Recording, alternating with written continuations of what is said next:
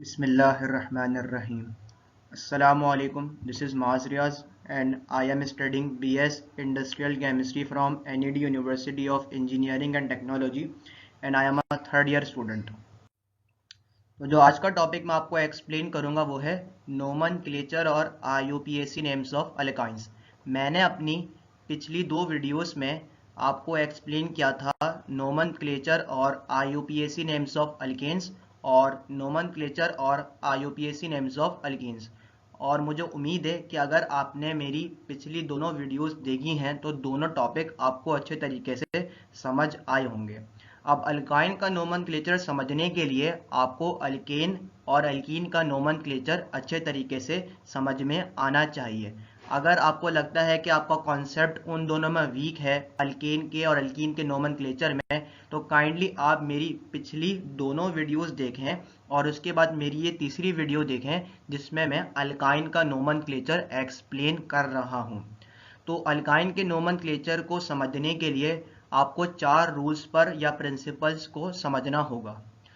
मैंने हर प्रिंसिपल और रूल के अंदर एक एग्जाम्पल इंक्लूड की है और आपको एग्जाम्पल देखकर समझ आ जाएगा कि किसी भी रूल में क्या लिखा गया है। तो अब हम स्टार्ट करते हैं समझना और अब हम प्रिंसिपल्स की तरफ आते हैं। तो ये हमारा आ गया प्रिंसिपल नंबर 1।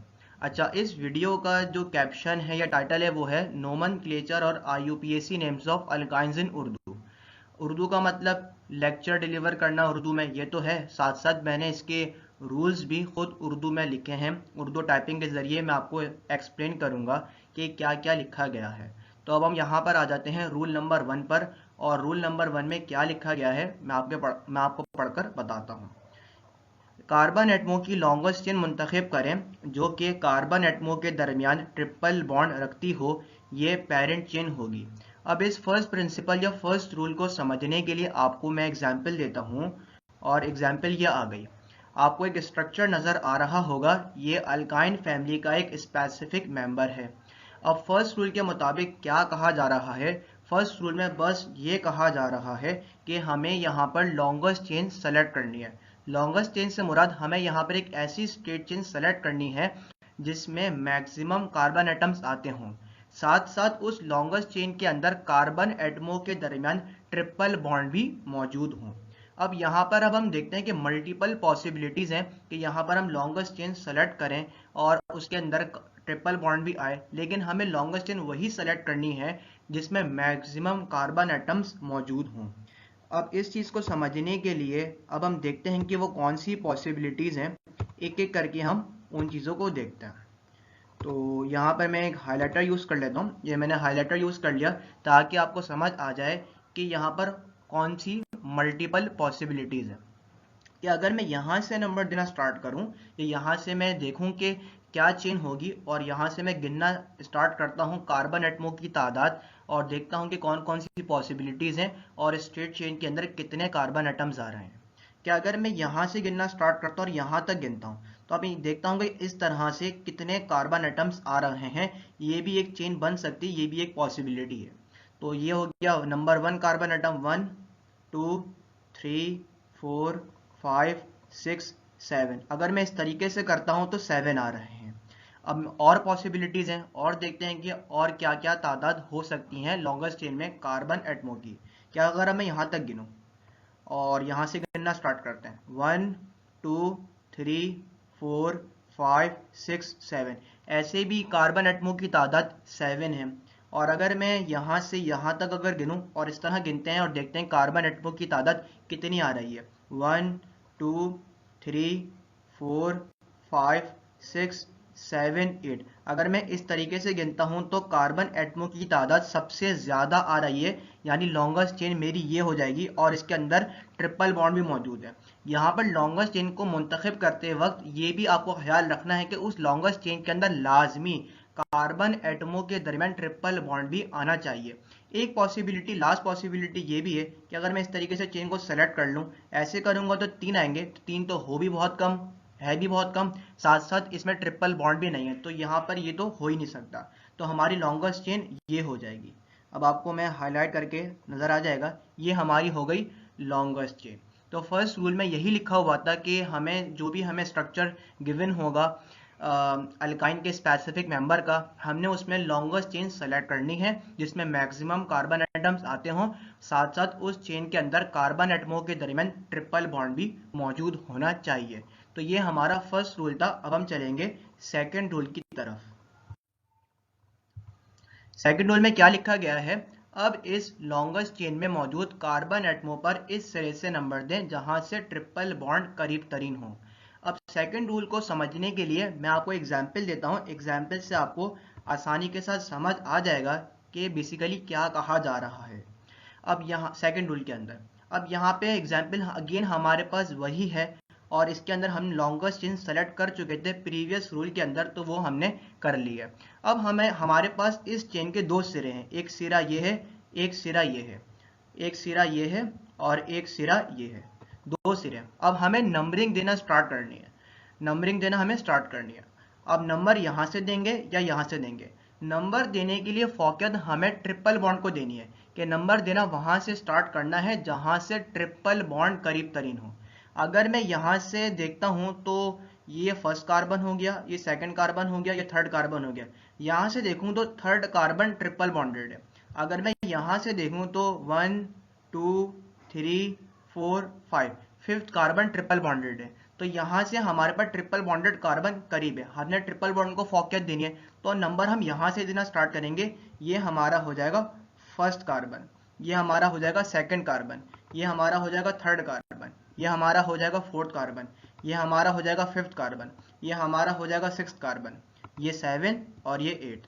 तो सेकंड रूल में जस्ट यही करना था कि हमें नंबरिंग करनी थी कि जो हमने चेन रूल नंबर 1 में सेलेक्ट की थी, हमें दो सिरे थे उसके, हमें एक सिरे को प्रेफर करना था, वहां से नंबरिंग देना स्टार्ट करनी थी और नंबरिंग देने के लिए हमने ट्रिपल बॉन्ड को फोकस दी।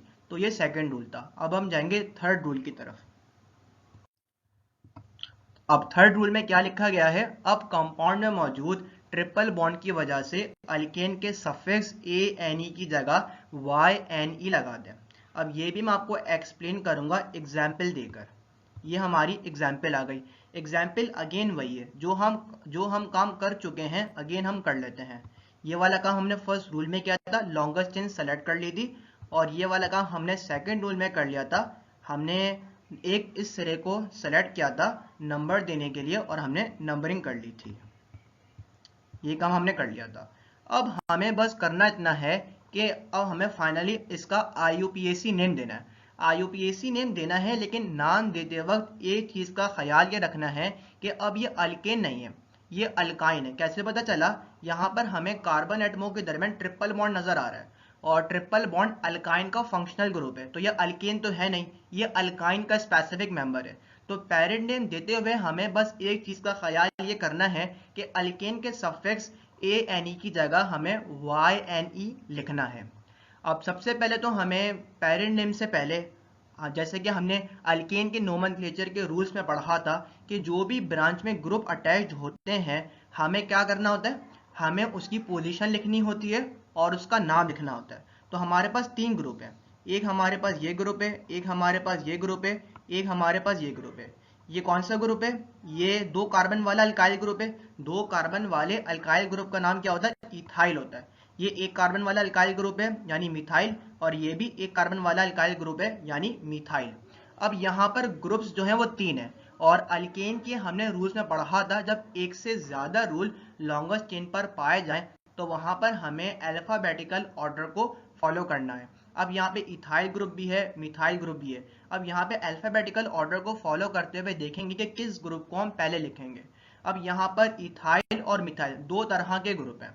अब यहाँ पर अल्फाबेटिकल ऑर्डर में ई पहले आता है, एम बाद में आता है, यानी इथाइल की पोजीशन सबसे पहले आएगी। यानी सबसे पहले हम 5 लिखेंगे, हाइफन लगाएंगे और इस ग्रुप का नाम लिखेंगे जो कि इथाइल है, और उसके बाद फिर हम फाइनली आएंगे मिथाइल पर, और मिथाइल की सबसे पहले पोजीशन बताएंगे, फिर हाइफन लगाएंगे।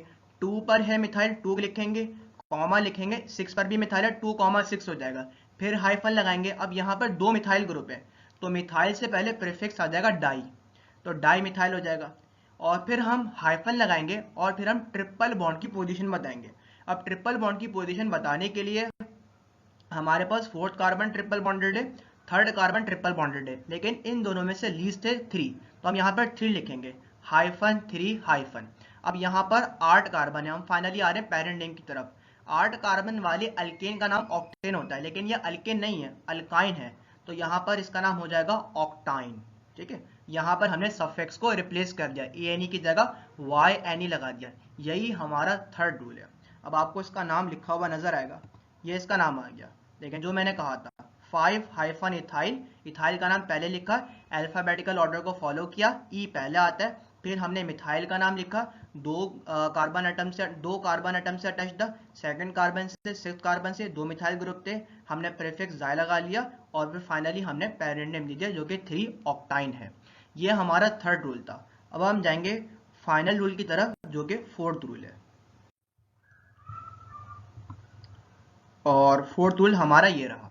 अब इस फोर्थ रूल में क्या लिखा गया है, अब अगर 2 या 2 से ज्यादा ट्रिपल बॉन्ड लॉन्गेस्ट चेन में मौजूद हों तो इनकी तादाद को जाहिर करने के लिए सफिक्स YNE से पहले डाई, ट्राई और टेट्रा वगैरह लगा दें। अब फोर्थ रूल भी मैं आपको एक्सप्लेन करूंगा एग्जाम्पल से, और ये आ गई एग्जाम्पल। अब ये अल्काइन का स्पेसिफिक मेंबर तो है, लेकिन स्ट्रेट चेन के अंदर 2 ट्रिपल बॉन्ड है। अच्छा, सबसे पहला काम हम वही कर लेते हैं जो कि हमने फर्स्ट रूल में किया था, हमने चेन सेलेक्ट करनी थी।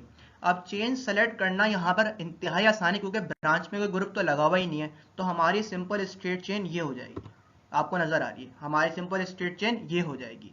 और अब यहाँ पर सेकंड रूल में हमने क्या किया था, नंबरिंग करनी थी, और नंबर करने के लिए हमने फोकस देनी थी ट्रिपल बॉन्ड को। अगर मैं यहाँ से देखूँ तो यहाँ पे फर्स्ट कार्बन ही ट्रिपल बॉन्डेड है, और अगर मैं यहाँ से देखूँ तो सेकंड कार्बन ट्रिपल बॉन्डेड है, तो हमने इस सिरे को फोकस देनी है। तो ये हमारा हो जाएगा फर्स्ट कार्बन, ये हमारा हो जाएगा सेकंड कार्बन, ये हमारा हो जाएगा थर्ड कार्बन, ये हमारा हो जाएगा फोर्थ कार्बन, और ये हमारा हो जाएगा फिफ्थ कार्बन। तो ये दोनों काम हमने कर लिए हैं। अब यहाँ पर फोर्थ रूल में जो इजाफी बात लिखी हुई है, अब यहाँ पर उसका काम आ जाएगा कि यहाँ पर स्ट्रेट चेन में मौजूद हैं 2 ट्रिपल बॉन्ड, तो हमें सफिक्स YNE से पहले ट्रिपल बॉन्ड की तादाद को जाहिर करने के लिए प्रीफिक्स हमें डाई, ट्राई, टेट्रा वगैरह लगाना था। अब यहाँ पर 2 के लिए हम डाई लगाएंगे, 3 के लिए हम ट्राई लगाएंगे, और 4 के लिए हम टेट्रा लगाएंगे। अब यहाँ पर 2 ट्रिपल बॉन्ड हैं, तो हम यहाँ पर सफिक्स YNE से पहले डाई लगाएंगे। सबसे पहले नाम किस तरह देना है, यहाँ पर कोई ग्रुप तो लगा हुआ नहीं है, तो ग्रुप वाला काम तो हट जाएगा। सिंपल हम डायरेक्ट जाएंगे ट्रिपल बॉन्ड की पोजीशन की तरफ। तो ट्रिपल बॉन्ड की पोजीशन के लिए सबसे पहले हम देखेंगे तो फर्स्ट और सेकंड कार्बन ट्रिपल बॉन्डेड है, लेकिन फर्स्ट और सेकंड में लीस्ट है 1, तो सबसे पहले 1 आ जाएगा।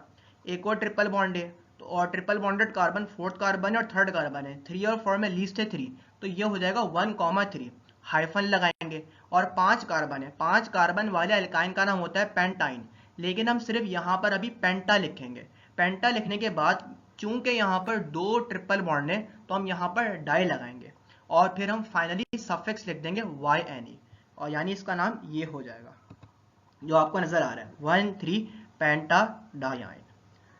तो ये 4 रूल्स थे जो कि मैंने आपको एक्सप्लेन किए।